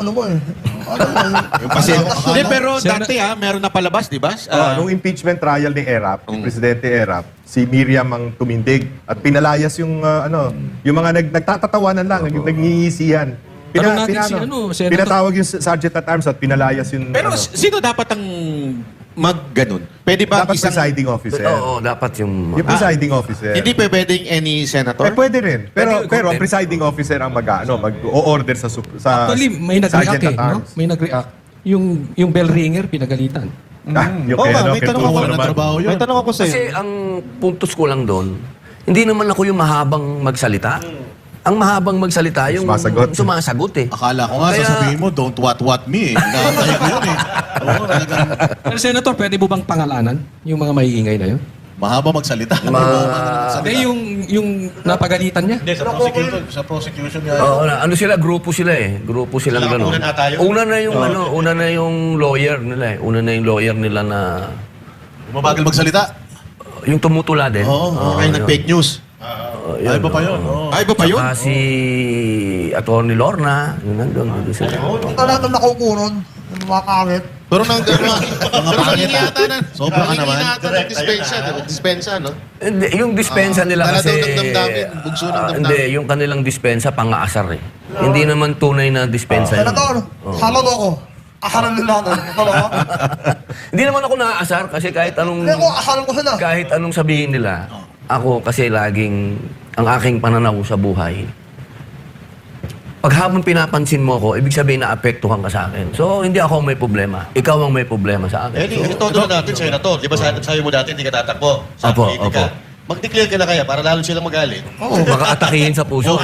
Open. Pero Senator, speaking of yung mga malalambot ang puso at mga parang pinanganak sa sabsaban. Kasi ganyan yung mga malalambot ang puso masyado eh. Hindi ba kayo nasasaktan kapag naririnig niyo yung sinasabi na bobo, yung mahirap kasi hindi abogado eh. Oo, parang ako senador di ako, bali ng abogado. bobo, wag lang baliw. Ayun lang. Kasi yung bobo, hindi man makakasakit yun. Hindi, bilang isang baliw, senador. yun ang mahirap. Bilang isang senador, kasi di ba, lagi nababanggit yan, nabanggit ni Senator Marcoleta yan. Yung ang hirap makipagdiskusyon sa hindi abogado. Hindi ako nasasaktan, totoo eh. Hindi man ako nasasaktan doon kasi totoo naman yun. Kailangan talaga meron kang mga abogado. Kasi sa konstitusyon naman malinaw eh, na hindi kailangan abogado. Kaya yung nandyan kami, meron kaming sariling expertise. Na yun naman lagi ang sinasabi ko, halimbawa tungkol sa kriminal, ako pakinggan nyo. Hindi kayo mga abogado, hindi nyo alam yan. Katulad nung mga madaming nagiging kriminal na mga bata. Sinasabi ko sa kanila, alam nyo, pag ganitong usapin, sa akin kayo makinig. Kasi bukod na ako'y ex-convict, ako'y criminology. Yan ang aming specialty, yung tungkol sa mga kriminal. Ayaw nila, total. Pinapairal pa rin nila yung kanilang pagiging abogado. Hindi lahat ng pagiging senador ay tungkol sa pagiging abogado. Marami po dyan. Dapat nga dyan may magsasaka. Meron dyan, may mangingisda. Dapat meron tayong ganyang mga abogado tuloy na sa meron tayo talaga mga senador na ganyan. Nagre-represent ng lahat. Kayo, dumalaw kayo doon sa napatay na rider, di ba? Opo. At ngayon, kitang-kita nyo naman yung pag-angat ng krimen sa Pilipinas. Pero ang sinasabi pa rin ng ating kapulisan, bumaba daw. Mas safe na daw ngayon. Ano masasabi nyo doon? Yun, expected naman natin yun. Kasi wala namang aamin sa kanyang pagkukulang. Lalo na pagka ganyan na masasabi natin na may utos ang pinakamataas. Ganun yun eh. Ano ba? Kamusta ba ang dyan? Magbibigay talaga yan. Pero ang totoo, ako po ay sa mga naging biktima, lahat po ako laging nandyan. Hindi lang po ako mahilig magpa-picture. Hindi lang ako mahilig magpa-media na pinakikita ko kung magkano yon o ano binigay ko. Number one ka na eh. Hindi mo na kailangan yun. Opo, tsaka ginagawa ko na yan. Hindi pa ako politiko. Pagka nandun ka po sa baba, takot na po ang mga tao na wala sa mga villages. Kasi yung mga magsasalita ng ganyan na safe pa tayo lahat. Nasa village ka kasi may gwardiya ka. Pero pag dyan ka nakatira sa mga iskinita, ramdam mo na ikaw ay delikado na pag 10 oras na ng gabi. Kaya sana, ang pakiusap ko sa ating mga mambabatas din, na buksan naman ninyo ang isip ninyo. Na hindi lahat ng Pilipino nakatira sa condominium, hindi nakatira sa village. Ang tangi nilang kaharian, kalsada. Kaya dapat ang kalsada panatilihin nating safe sana. Please, nakikiusap ako sa kanyo. Sana naman kayo nakakita mga kriminal ngayon, mga hold up na lang, papatayin pa. Ano ba, pambihira. Tama po ba yung katwiran ni Yusek Claire na wala naman daw nangyayaring gulo paglabas niya? Lumalabas siya. Pag lumalabas siya. Paano? May security. May bodyguard siya. Hindi. Yun ang laging sinasabi ng tao eh. They felt safe and secure nung panahon ni Presidente Digong. Na hindi ngayon nila na. Hindi naman nagsisinungaling ang tao sa ganyan eh. Ako mismo takot ako pag yung apo ko nagpupunta sa park eh. No? Miski na sa Makati yung park na pinupuntahan niya, takot pa rin ako eh. Dahil alam mo na, hindi mo matansya ngayon ng panahon eh. Tapos parang sinisi niya pa dito na hina-highlights lang daw ng mga balita yung mga nangyayari ngayon. Yun ang problema. Ito si Auntie Claire, ewan ko. Pero Sen, di ba, isa sa mga panukala niyo pa rin yung death penalty? Opo. Ang kailangan po kasi baguhin natin yung konstitusyon. Kasi kailangan mailagay yan sa konstitusyon. Tsaka umalis na tayo dun sa mga treaty natin. Ang dami natin pinirmahan na treaty kasi nakakakuha tayo ng kung ano man sa EU. Kasi paandar ng EU yan na wala tayong death penalty Kaya marami po tayo dapat balangkasin dito sa atin. Hindi po pwedeng wala tayong death penalty. Kailangan meron po tayo. Hindi po pwede na hindi ko naman gustong may mamatay. Kasi ako po ay makadiyos din naman po tayo lahat. Ang buhay ng tao, precious yan. Pero dapat bumalik pa rin tayo sa eye for an eye, tooth for a tooth. Kung ano yung ginawa mo, yan ang kailangan bumalik sa'yo. Hindi po pwede na Pumatay ka ng tao, ikaw pa dito lang sa Pilipinas na ikaw pa ang pupuntahan, ikaw pa ang kakausapin ng mga social worker. Minsan hindi na ako makapaniwala eh. Ano ba ito? Imbis yung biktima ang asikasuhin natin, ang bibigyan natin, ang atensyon natin na doon sa kriminal, ay pambihira. Ito Talagang pong, baliw na talaga. yung sa juvenile law ni Pangilinan, ano pong edad para sa inyong dapat may pananagutan na? Ang gusto ko talaga 10. Kasi yan ang para sa akin alam mo na yung mali at tama. Kasi noon 10 naliligaw na tayo, Brad. Alam naman natin lahat yan. Di ba? So, ibig sabihin, pag naliligaw ka na, alam mo na yung tama at mali. Alam mo na yung kiss, alam mo na yung holding hand. Pamihira naman, di ba? Pero, siyempre, ang gusto nila, ugnay tayo sa mga bansa na may ganyang batas. 12 years old. Yung nasa ibang bansa kasi 12 years old. Si Kadante naman, ang gusto niya, may discernment. Dapat.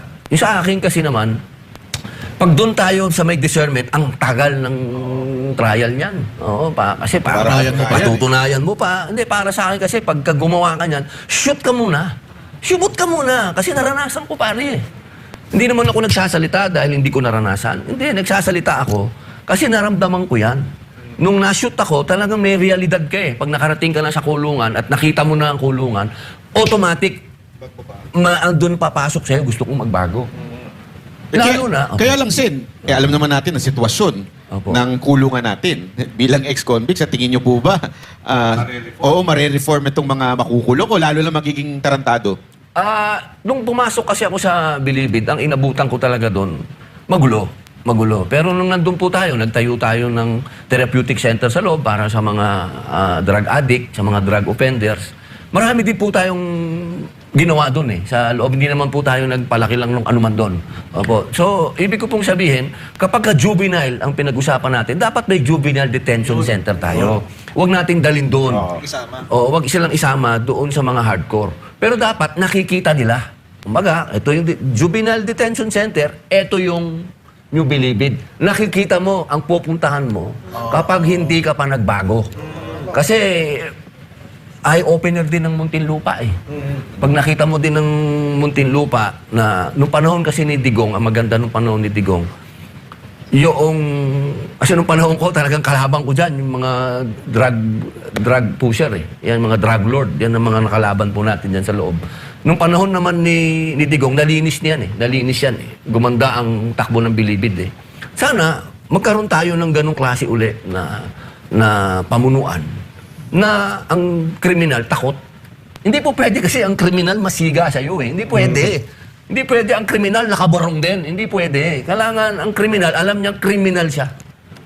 Hindi dapat ang kriminal, ang pakiramdam niya, mas congressman din ako. Di ba? Hindi pwede.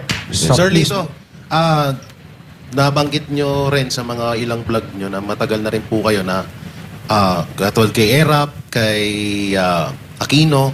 So, nung panahon na may mga death penalty, yung mga unang presidente, anong magandang naidulot niyan sa bansa natin? Natakot. Importante kasi na may takot. Hindi pwede yung ang feeling ng kriminal makukulong, tapos babayaran niya yung warden para meron siya special privileges, di ba? Hindi pwede yung ganun eh. Dapat matakot sa batas, no? Ang problema dito sa atin, wala nang natatakot sa batas eh. Nakita mo nga yung mga nag-i-slash yung mga truck na galing sa pier, ini-slash 10 minuto na, di ba yung isang na binidyo? 10 minuto ng pilit na kinukuha. Wala pa pulis na dumapit eh. Mano bang may tumawag sa pulis at meron nung nanakaw doon? Wala na. Miski sa Dasmariñas Village, di ba may nanakawan kamakailan, mga 2 months ago. Yun, napasok pa. Gated subdivision, yung pang-bilyonaryo yun. Andun sila ng Buwandes eh. At saka dala rin niya ng kahirapan ng tao eh. Kasi, di ba, kapit sa patalim yung mga iba. Walang kakainin yung mga anak eh. Hindi kaya sabi mo? Sir Lito, Napasok na magnanakaw yung Forbes Park? andun sila ng Buwandes eh. Grabe ka. Alam mo Ano ako yun? Hindi, pero speaking of doon hindi kaya siyempre yung mindset ng mga kriminal, magnanakaw naman din lahat na nasa gobyerno. Bakit kami? Lit-lit lang naman. Tama. Hindi nakukulong. Pati yun, no? Diba? Hindi. Hindi na nga. Hindi nakukulong eh, di ba? Malinaw na yung ginawa, di ba? Na yung pera ng bayan napunta sa mga multo. Di ba? Kung halimbawa na, katulad ngayon, Sir Lito, na wala sa ayos yung batas natin. Dapat bang ipatupad ang death penalty ngayon sa panahon ngayon na, yung leader natin, kung sino pa yung lumalaban sa korupsyon, yan pa yung nakukulong. At kung sino yung... May point ka dyan, kasi iba na ang husgado ngayon. Medyo pero delicates. Hindi naman aabutin ng pag diniscuss natin ngayon yan. Hindi yan, aabutin yan sa isang presidente. Tatagal ng tatagal yan. Tatagal yan. Una-una, simbahang Romano-Katoliko, kalaban ng death penalty yan. No?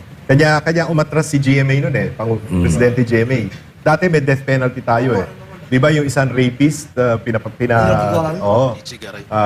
inano ni Erap. Pero nung pumasok si GMA, pakiusap ng simbahan, umatras siya. Nilift yung death penalty. Kaya kailangan talaga natin ng Pangulo at Vice President na may yag. Di ba? Yun. Tibay ng dibdib. Katulad ni Senator Robin. Hindi kasi, kailangan talaga, itong Pilipinas parang malala na talaga yung sakit. Kailangan na ng isang revolusyon. Na revolusyong papayapa, hindi pag-aarmas. Baka may sedisyon na naman dyan. Kailangan talaga ang leader may tapang at may malasakit. Yun talaga. Kailangan hindi traidor ang magiging Vice President. Kung magiging Presidente si Inday Sara, kailangan ang kanyang Vice President yung talagang mapagkakatiwalaan mo. Hindi magtatraidor. Kasama natin. Hindi, pero sandali. Nung na-interview natin si VP, ang sabi niya, dapat yung Vice President ang focus, hahabulin yung mga magnanakaw, yung mga gumawa ng kasalanan sa bayan. Senator Robin, kung kayo ba, hahabulin niyo po ba yun o pababayaan niyo na lang yung mga... Kung ano ang order ng presidente, dapat gagawin ng vice president. Kahit ano. Kung pwedeng tanggapin mo lahat, tatanggapin mo lahat. Lahat ng sisi, lahat ng ng trabaho mo eh. Pero ang nangyari kasi, di ba si Pangulong Duterte, ginawa niya yan. Nakulong pagkatapos. Kayo po ba? Handang makulong kahit pagkatapos ng administrasyon ni VP Sara? Hindi, siya na presidente nun eh. Hindi, May continuity tayo. Alam niyo, ginawa na ni Presidente Erap yan eh. Na talagang siya yung PAC dati. Kung talagang yan ay mapupunta sa kamay natin. Halimbawa lang, kahit hindi naman tayo Vice President, kung halimbawa, italaga niya tayo. Di ba? Naandan na si Inday at italaga niya tayo sa anti-crime, papapilang ko yan. Papapilang ko talaga yan. Kasi ako, una, criminologist ako. Nakulong ako. Amoy pa lang ng tao, alam ko na. Tingin ko lang, alam ko na. Ito, loko-loko talaga to. Kasi napag-aralan ko yan eh. Nakulong ako. Kapatid ko, si Kuya Romel, nakulong din yan sa maximum pa. So, ibig sabihin, yung experience namin, hindi ito nakuha sa libro. Ito'y pinagdaanan namin. Mabubusog ba ang mga isda sa Manila Bay pag sakasakaling ikaw? Formula yan, Digong. Magje-jet ski ka ba sa South China Sea? Alam mo, nung nagpunta ako dyan, naalala yun, nagpunta ako dyan.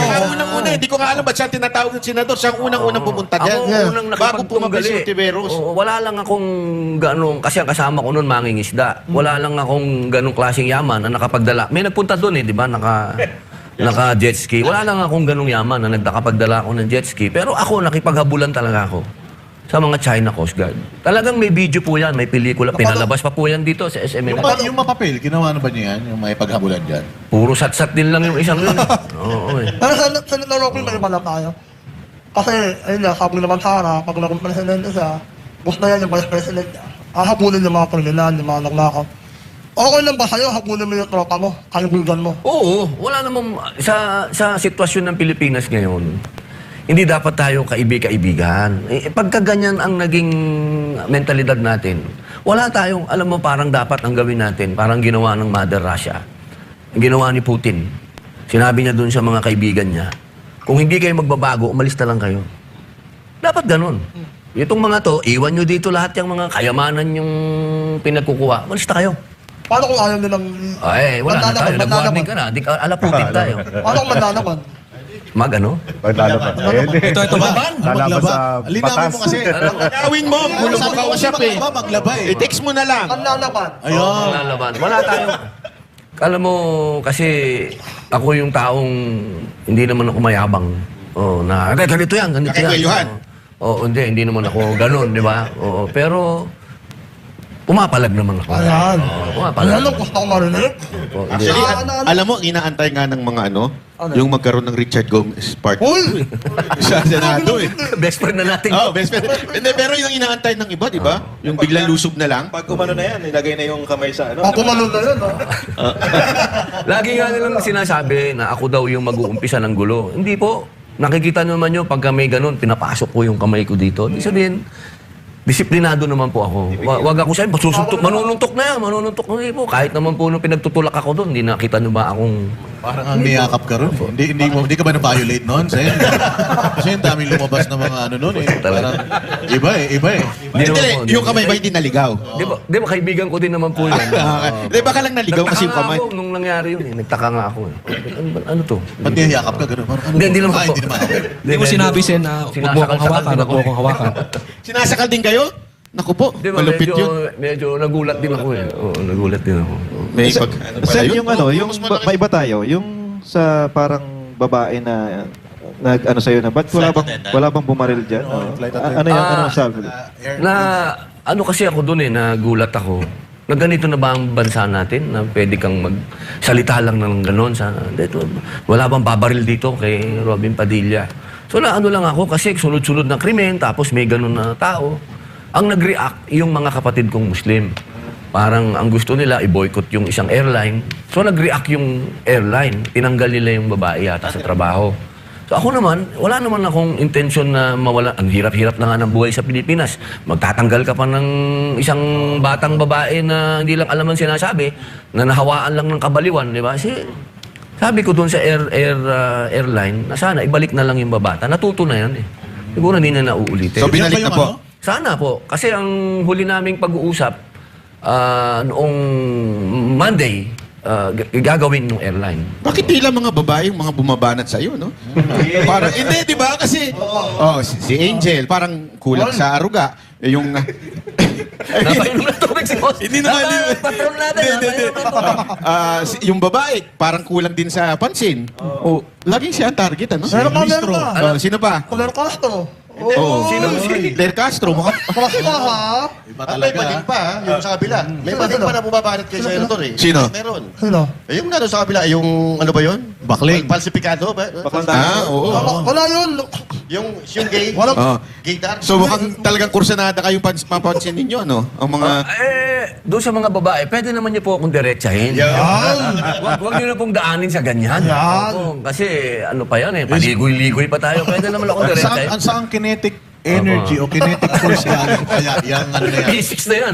Kasi ganun nangyari sa Senado, may kinetic energy. Parang sinasabi nila. Physics yun daw mga Duterte, may kinetic force. Kaya makulit na yung mga tao. Yan, di naman Duterte yan. Yung gustong magpabaril sa'yo. Dami niyan, mga baliw. Kaya pala matagal si Luis Tro. Kasi nakatitig sa'yo. Hindi ba naglaway? Delikado tayo dyan. Balik na tayo kay Patron. Maganda yung mga usapan kay... Sir Lito Banayo, impeachment. Yung performance ng doon sa article na betrayal of public trust, yung grave threat, at saka yung inciting to sedition from day 1 hanggang sa nagtapos kahapon. Ano masasabi mo sa performance ng parehas na kampo? Yung prosecution, ang target nila, kumbinsihin ang tao na masamang tao si Inday Sara. Yung depensa, cool eh. Depensa, defending based on legal precepts. No? Ang problema, hindi naman, ako tingin ko, syempre hindi makakapagsalita si Sen. Robin, but ang tingin ko yung mga senador, hindi lamang yung minoriya ngayon na may simpatya, dun sa article na yon kay Vice President Inday Sara. Merong mga nasa mayoriya na nabuisit dun sa testimony nung dalawang, yung si Lotok at sino yun, yung mas ninauna, lalo na nung kay Matibag. Kasi halatang nagdo-drawing eh. Nambobola eh. Diba? Nag-iimbestiga ka ng napakataas na opisyal, pagkatapos mali-mali yung affidavit mo, mali ang pecha. Hindi mangyayari yun eh. You have to be very thorough. Hindi pwede yung pawardi-wardi ang imbestiga. NBI ka eh. Kung pulis patola ka, baka maniwala pa ako. NBI ka, di ba? Kaya ako, tingin ko dyan sa article na yan, hindi lamang yung minority, may mga siguro 4 o 5 doon sa majority na hindi boboto dyan sa... Ano? Pero sabi nila kasi lagi nila sinasabi, pasabog, may pasabog, may pasabog. Nung umupo ba, itong si direktor, pinakamagaling na direktor sa Pilipinas, sa kasaysayan. Nung siya ba yung inilagay dyan, nakatulong ba siya sa prosekusyon? May pagsabog ba kayong nakita? Wala. Wala. Direkta yung sagot. Siya yung sumabog eh. Hindi, para Englishin natin. It was a big fart. Oo ha. Dito naman sa issue ng pagsusubpina ng mga tax records, ng AMLAC, ng mga bank statement, anong masasabi nyo dyan? Kayo ba'y pabor dyan? Hindi ako abogado no, para ano dyan. No. Pero ang tingin ko, meron namang kulatilya yung decision ni Senator Chis Escudero, yung presiding justice, na sinabi na gagamitin lang benchmark yung from 2007 to 2022. Pero ang talagang pwede lamang gamitin doon sa articles of impeachment ay yung 2022 to 2020, hanggang ngayon, 2025 or 2026. Benchmark lang yung no, yung, kasi hindi pa siya impeachable official nung panahon na yun eh. Merong ganong kulatilya si Chis. Kaya alam yung tendency na baka maabuso eh. Kasi katulad ng laging sinasabi ni Senator Cayetano, nung babaeng Cayetano, sabi niya, kung ano yung nasabi na at narinig na, hindi mo na pwedeng ma-unhear yun. Kasi yung nga, mga na ilabas na rito, hindi mo na pwedeng alisin yun dahil nailabas mo na kahit mali. Kasi diyan lumabas yung kay Matubano ba yun? O Las Cañas, yung statement ni Las Cañas. So, nailabas, pero hindi naman pala dapat ginamit dahil una sa lahat, di naman notaryado, hindi naman kasama dun sa kaso, pero nailabas na. At hindi mo na mababawi yun. Baka ganyan din ang mangyari dyan, maabuso yung... Hindi, yun nga. Ginagawa nila kasing demolition job ito kontra kay Inday Sara eh. Maaring yung mga senador, yung senator jurors, hindi nila makukumbinse. Pero yung taong bayan, baka mabola nila, maloko nila. Ganun ang laro. Halimbawa, yung AMLC, di ba si Kim Enares na dating BIR commissioner, na-interview siya eh. Tahasan niya sinabi, yung AMLC, walang karapatang mag-release ng data. Kasi nasa batas yun eh. Yung batas na natin na gumawa tayo ng creating the AMLC. No?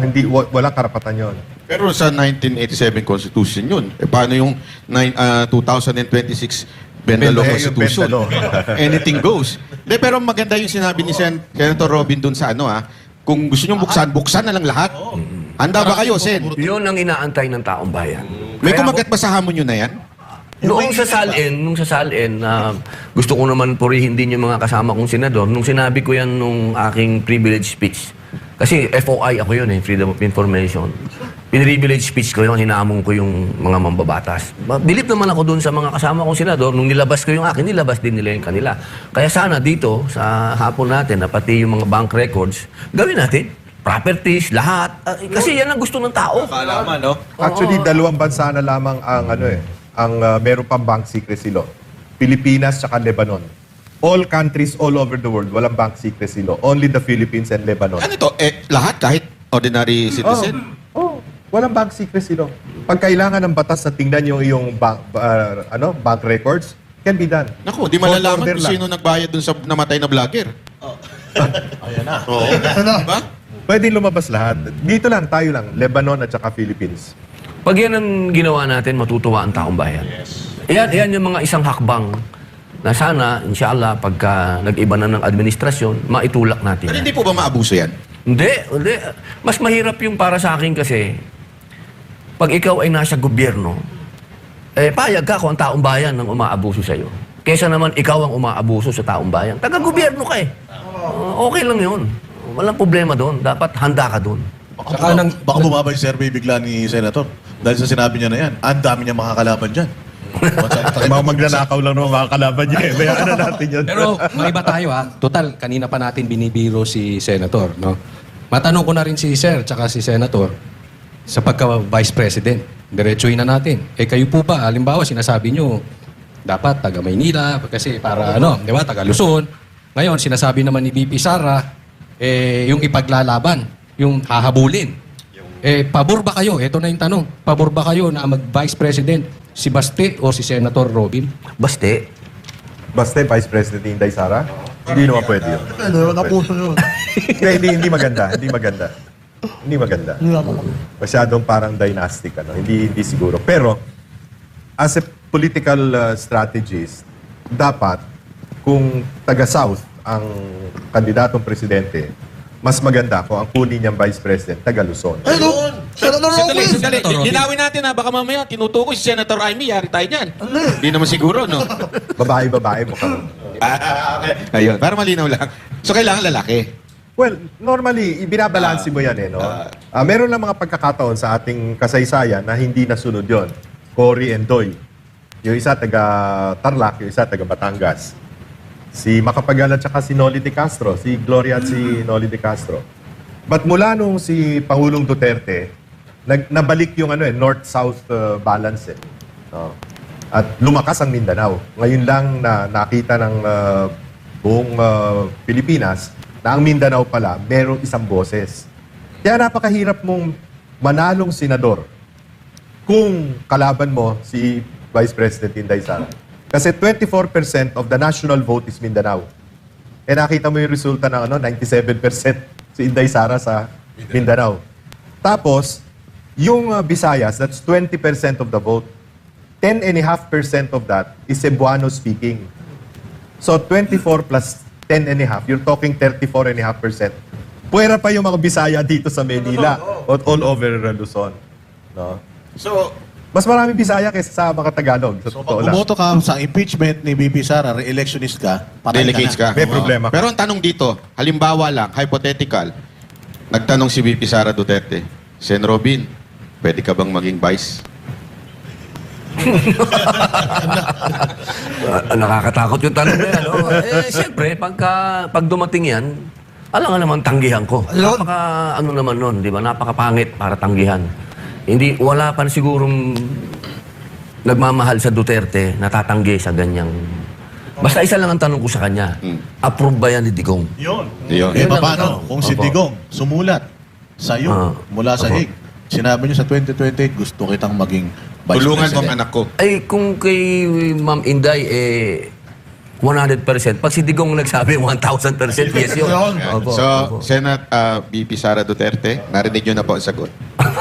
Tapos na eleksyon. Tapos na eleksyon. Na natin Finish ngayon pa lang. Tapos na. Eh, paano si Ontivero? Si .001 yun. May death threat pa. May death threat. May death- Ba't hindi death threat ng .001? Ibig sabihin nun, wala kang bilang eh. Bakit kayo may death threat yun? Kayo po ba, Senator? May death threat kayo? Magmula po nung siyempre, noong sumama po tayo laban sa mga NPA, hindi po nawawala yan. Nandyan yan. Ako naman, laging ang tiwala ko sa Panginoon Diyos eh. Alam niyo, ako'y tagahanga ni Fidel Castro. No? Si Fidel Castro, sa dami-dami ng death threat dyan, hindi yan nadali. Ang sabi niya, ang hawak lang niya, morality. So, ako naman, naniniwala ako ang aking intention sa bayan, maganda. So, okay lang. Tatay ko binaril. Pero, Opo. posible po Nagsasalita kaya, sa entablado, no? Opo. posible po kaya ang isang kasamahan nila ay ide-death threat nila? Ako, hirap sagutin yan. O hindi kaya baka gusto niyang tumaas yung ratings niya para kaya maggagawa-gawa siya ng death threat sa sarili niya. Nako, ewan ko lang. Anyway, patapos na tayo, kaya siguro hinga na natin ng last message. Salamat muna tayo. Oo, salamat Maraming po. salamat sa pagpapahiram mo ng iyong talino sa amin. Sana hindi po kayo nadala. Sir Lito Hindi. Banayo. Hindi naman. Konting pasensya na kaalaman kasi, lang. ano kami, unorthodox, unconventional. Yung Banateros, iba kami. Masaya, Hindi kami- masaya. Oo, hindi kami magalang eh. Baka pasmado mga bibig Pasmado namin. eh. Oo. Ano na to? Pasmado talaga eh. Oo, sana po mapaunlakan nyo kaming muli sa susunod. At syempre maraming salamat sa ating iginagalang kay Mr. Chair. Senator, Vice President, Judge. President lahat na. Oo, Senator Robby Padilla. Isa sa pinakamakabayan na taong nakilala ko na hindi mapapel. Hindi mapapel. Ha? Senator Robby Padilla, maraming salamat. Salamat po. Thank you, Senator. Thank you, Sir Sige Lito. po, yung unang huling mensahe sa ating mga kababayan. Siguro kung tatanungin ako tungkol sa SONA ng Pangulo sa darating na Lunes, dahil napakahirap na talagang magkaroon ng solusyon itong mga pagtaas ng presyo, yung kabuhayan ng tao. At least seryosohin niya yung sinabi niya, mahiya naman kayo. At talagang yung dapat usigin ay usigin. At yung huwag yung pinipili yung mga kaaway sa politika na yun ang inuusig, imbis na yung talagang mga magnanakaw sa gobyerno.